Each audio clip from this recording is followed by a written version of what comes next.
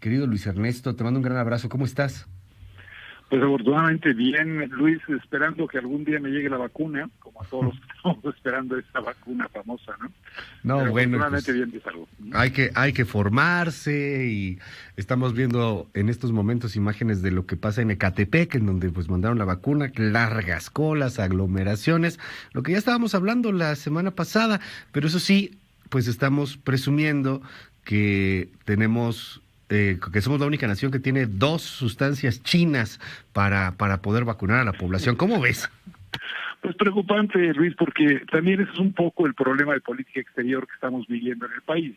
Hace un momento, en varias de las entrevistas y pláticas que tenías tú con otros comentaristas, pues hablaban de la situación económica, de lo que está ocurriendo en términos generales en la política, etcétera, pero no se habla mucho de las declaraciones que hizo el presidente de la República recientemente en Tijuana, para ser muy exactos, en donde el presidente hace una referencia a la posición mexicana en el Consejo de Seguridad y lo que dice es, bueno, hay 10 naciones, ¿sí?, que han sido, voy a usar el término que usamos los mexicanos, que se han agandallado la compra y uso de vacunas COVID-19 a nivel mundial.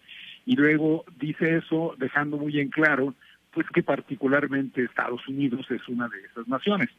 Y voy a citar al presidente porque dice muy claramente ahí, dice, es el momento de demostrar con hechos que hay una política en el mundo en favor de los derechos humanos y en este caso en favor del derecho a la salud, del derecho a la vida, que es el principal de los derechos humanos.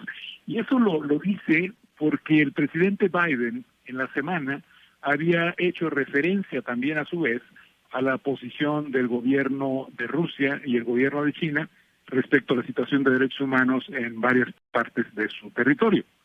Entonces, es una referencia directa, sí, claramente, y yo estoy seguro que los americanos así la tomaron, porque al presidente después de eso dice, y quiero agradecer a los gobiernos rusos, al gobierno chino, al gobierno de India, por habernos dado vacunas, por habernos enviado vacunas. Y justo cuando termina de decir eso el presidente, digo, estoy exagerando un poco, fue un día más o un día y medio, el gobierno de la India manda un mensaje diciendo, ay señores, ¿saben qué? Vamos a dejar de enviar la vacuna AstraZeneca, que nos acaba de llegar 3 días antes, porque ahora la vamos a usar para nuestros ciudadanos. En referencia muy clara, por lo tanto, de respuesta de que pues primero van los míos y después van los demás, yo tengo la capacidad de producción, yo empiezo con la distribución en mi territorio. El presidente, al haber dicho estas cosas, Luis, crea un ambiente hostil contra, muy específicamente, el posicionamiento del presidente Biden.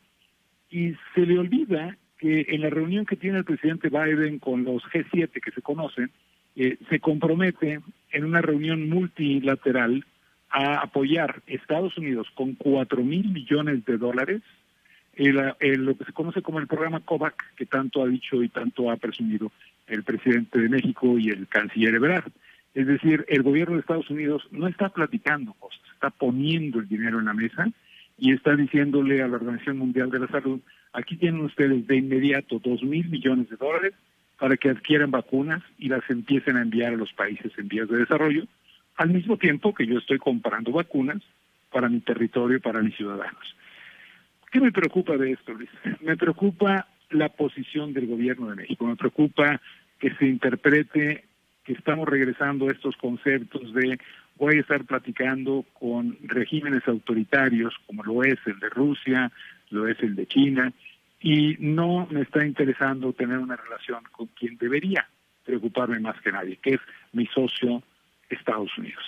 Ahí creo que está fallándonos el concepto de soberanía nacional y el presidente de la República debería preocuparse por eso, porque finalmente México es un país que depende en 85% de su comercio exterior de los Estados Unidos, pero que además está, o por lo menos yo pienso, está considerado una democracia y por lo tanto deberíamos respaldar más que a regímenes autoritarios, a regímenes democráticos como son los de los países occidentales.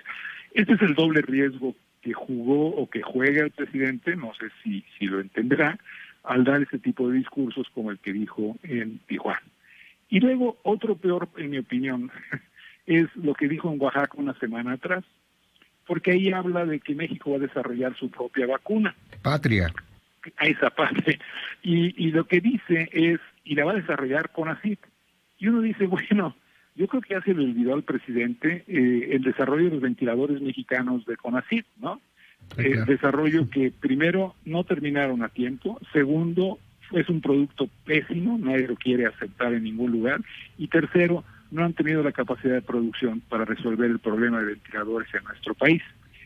Pero lo que también se le olvidó al presidente es que ya están una serie de empresas como los laboratorios Janssen, de Johnson Johnson y Novavax, que están trabajando con instituciones educativas como la UNAM, el TEC de Monterrey, el POLI, etcétera, aquí en México, en lo que se conoce como los protocolos 3 de las vacunas que están desarrollando. Okay. Y también se le olvidó al presidente que la Fundación STEAM apoyó el desarrollo aquí de un laboratorio que va a envasar la vacuna AstraZeneca. Y eso quiere decir, ya estamos haciendo eso, señor presidente, mejor respaldemos estos esfuerzos y vayamos en la ruta de tener soberanía nacional, que tanto le preocupa, con la creación de vacunas, la producción de vacunas, sea con laboratorios extranjeros o no, en nuestro país. Porque finalmente, si aquí están las plantas, como es el caso de India, las plantas de AstraZeneca están en India, pues entonces el gobierno puede controlar la distribución de esas plantas. Y creo que estos conceptos, Luis, también son importantes. Es importante entender que la soberanía nacional no se defiende produciendo todo nosotros, sino trabajando de tal manera que podamos lograr que aquí en nuestro país se produzcan y se desarrollen este tipo de situaciones, las vacunas o la energía eléctrica, etcétera. Es que al final parece un ballet, una especie de nado sincronizado de declaraciones que se quedan en eso, en el consumo interno, en buscar algún votillo por ahí, en que es año electoral, en que vamos súper bien, y pues la realidad totalmente diferente, ¿no? Algo como lo que pasaba el fin de semana cuando Nicolás Maduro pues ofrecía gas a México. Vamos a ver si tenemos por ahí el audio de Nicolás Maduro, recordamos. Nosotros deberíamos proponernos ser seguros suministradores de gas a México para su eficiencia energética. Hay que hablar con el gobierno mexicano, porque he visto, todo el tema del suministro de gas y el esfuerzo que está haciendo el presidente López Obrador para resolverlo. Es una propuesta que hago y creo que lo merece nuestro hermano y noble pueblo de México. Ya de plano, digo, no sé, tú sabes más de estas cosas, Luis Ernesto Derbez, ¿se puede? La ridiculez de esto, pues, bueno, no es solamente la oferta que hace Maduro cuando su país está muriendo de hambre y tiene problemas de energéticos y demás. Es como pedirle a Guatepeor, no manches. Sí, pero el verdadero problema es no entender por qué se dieron los apagones en el norte del país. Porque los apagones, y de nuevo este es el concepto de soberanía, los apagones se dan no porque dependamos del gas de Texas. Eso es bien inteligente, pues es el gas más barato del mundo. Estamos permitiendo que los gringos nos subsidien nuestro consumo de energía. Nos están regalando prácticamente el gas, excepto en el periodo en el cual subió el precio de gas por la crisis que hubo en Texas, una crisis climática. Pero lo que se le olvida a la gente es la razón por la que nosotros no pudimos seguir generando electricidad es porque no habíamos construido almacenamiento suficiente para gas para tener una provisión que yo diría que normalita, 5 a 10 días. Si la hubiéramos tenido, Luis, si hubiéramos hecho las inversiones en la capacidad de almacenamiento de ese gas, hubiéramos tenido el gas suficiente para resistir los 5 o 6 días de la crisis en Texas y que se reanude el abasto de Texas de una manera natural. Que eso es lo que está pasando en muchas partes del mundo. Pero en México la soberanía la confundimos y lo que decimos es, soberanía entonces quiere decir yo voy a producir el gas, yo voy a producir el petróleo. Cuando en realidad soberanía es, yo tengo un plan bien organizado en el cual ante una emergencia como la que se dio en Texas, empiezo a construir hoy el sistema de almacenamiento de gas que me permita tener 10 días. Y no pensar que me va a mandar un barco con gas licuado el señor Maduro, que entre paréntesis no fue el gobierno de México, sino al otro se le ocurrió también, porque son puros gobiernos y ocurrencias aquí. De improvisación. Pero imagínate lo que se va a costar, Luis, crear y tener la estructura portuaria para recibir gas licuado y volver a transformarlo en lo que es el gas que tú y yo conocemos. El costo de eso es altísimo. Si a eso se le llama soberanía, bueno, pues acabamos de constatarlo.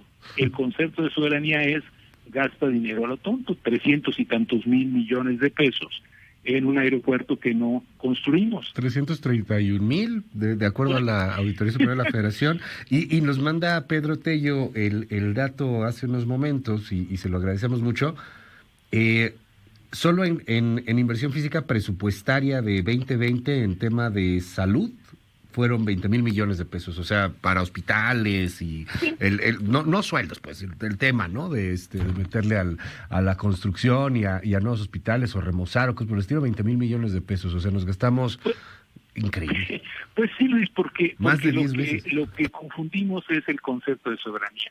Soberanía es fortaleza interior, es tener la capacidad nosotros, no de producir todo lo que consumimos, sino de un plan que nos permita que en caso de que estemos importando cosas como el gas, tengamos el abastecimiento asegurado. En caso de las vacunas, desarrollemos una industria farmacéutica junto con quienes están haciendo ese desarrollo, como Johnson & Johnson, como AstraZeneca. Y aquí está el presidente de Argentina en este momento. Con Argentina ideamos ese programa gracias a la Fundación Slim, ese programa en el cual el gobierno de México, el gobierno de Argentina y la Fundación Slim combinan recursos para producir la sustancia inerte en Argentina y envasarla aquí en México. ¿De qué? De la AstraZeneca. Cuando esta producción se dé, cuando empiecen a envasar, vamos a tener para México nada más algo así como 75 millones de dosis. Y van a estar todas siendo producidas aquí. No vamos a tener que estar diciendo cosas como las que acaba de decir el presidente, gracias a la India, y al día siguiente el gobierno de la India le dice, ay, qué pena, pero me voy a retrasar, no se lo voy a mandar, porque primero van mis ciudadanos. Este es el tipo de concepto, Luis. Ojalá y nuestros políticos lo entendieran. Soberanía no es producir todo aquí. Soberanía es tener un plan que nos permita contar con los recursos suficientes y no desperdiciarlos para que nuestra población viva bien. Porque hoy tenemos, ¿cuántos? 180,000 mexicanos que han muerto porque no hemos tenido una buena política ni de vacunación, ni de detección, ni de atención al COVID. Creo que la soberanía debería empezar por ahí. Luis Ernesto Derbez, siempre es un gusto poder platicar contigo. Muchas gracias, Luis Ernesto. Buen día. Un abrazo, Luis. Hasta pronto y a todo tu auditorio. Es el rector en la Universidad de las Américas en Puebla, el doctor Luis Ernesto Derbez, ex canciller en este país.